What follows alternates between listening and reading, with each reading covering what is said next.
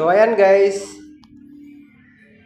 isi-share ko lang po kung paano maglagay ng tiles, yung hindi po nagkakapak sa dry pack.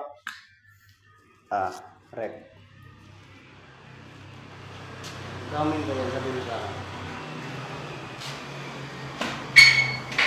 So ayan guys, itatiles natin to sa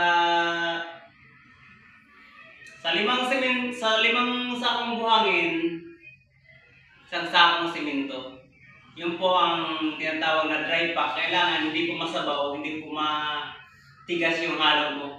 Katulad dito guys, ganito po yung tinatawag na dry pack. Kaya pag tinignan mo parang maraming bilog-bilog kasi makapal po yung hinabol ko, 5 cm yung hinabol ko po. Kaya okay lang po yan na hindi po siya binistay na buhangin. Kaya pagka naglagay tayo ng ganyan guys, para siyang babarahin lang yan. Dito, binara na, okay na yan. Pagka nilagyan yan ng tiles, huwag mo muna lagyan ng adhesive tong tiles. Ilalapat mo muna to ng ganyan. Ganyan lang muna.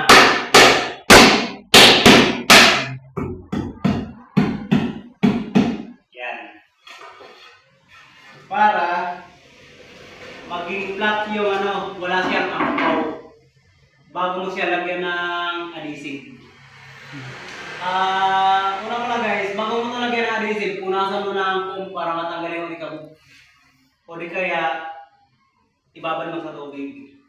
Tapos, bago mo lagyan ng adhesive.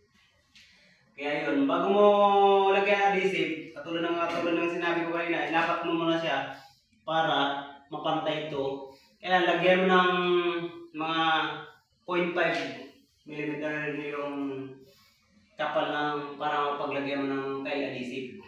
Kaya yun guys, tulad dito guys yung ilalagay ko na 60 by 60. May arrow to guys eh. Kailangan yung arrow mo guys, kung saan man papunta yung arrow, pag ganun dapat lahat yung arrow ng tiles yung ilalagay mo. Hindi yan pwede na magkapalit-palit ng araw, puro pa ganun yung araw. Kaya so guys, hanggang dito lang muna tayo guys. Maraming salamat sa inyong lahat.